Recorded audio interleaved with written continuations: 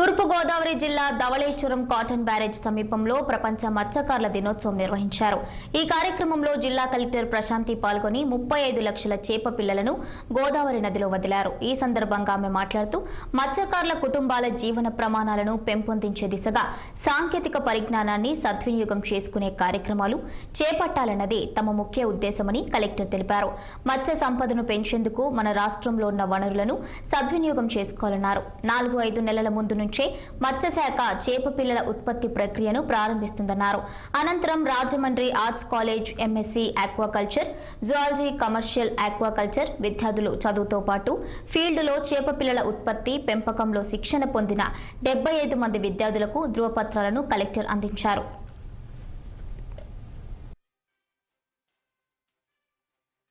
కార్యక్రమానికి ఒక ప్రాముఖ్యత ఉంది, ఒక ముఖ్య ఉద్దేశం కూడా ఉంది.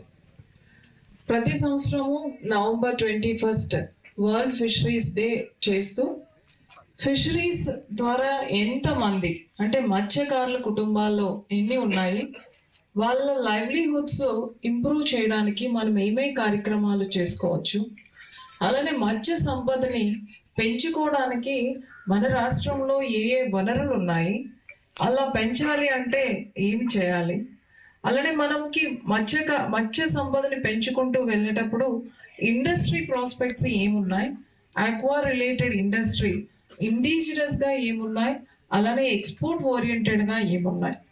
ఈ 3 కార్యక్రమాలు చేస్తూనే వాళ్ళలో స్కిల్ ఇంప్రూవ్ చేయాలి అని అంటే మత్స్యకారులతో పాటుగా మత్స్యకారులు వేటాడి తీసుకొచ్చిన మత్స్య సంపదని కూడా మనం బెటర్గా మనం అప్గ్రేడ్ చేసి మార్కెట్ చేయాలి అని అంటే మనం అవలంబించాల్సిన పద్ధతులు ఏంటి అని దానికి సంబంధించిన అకాడమిక్ క్వాలిఫికేషన్స్ కూడా మనం ఇంప్రూవ్ చేసుకుంటూ మరికొందరు విద్యార్థులను కూడా తయారు చేసే ఉద్దేశంతో చాలా ఆస్పెక్ట్స్ ని మనం మిళితం చేసుకుంటూ ప్రతి ఇయర్ కూడా ఈ కార్యక్రమాన్ని మనం చేయడం జరుగుతుంది. సో ఈరోజు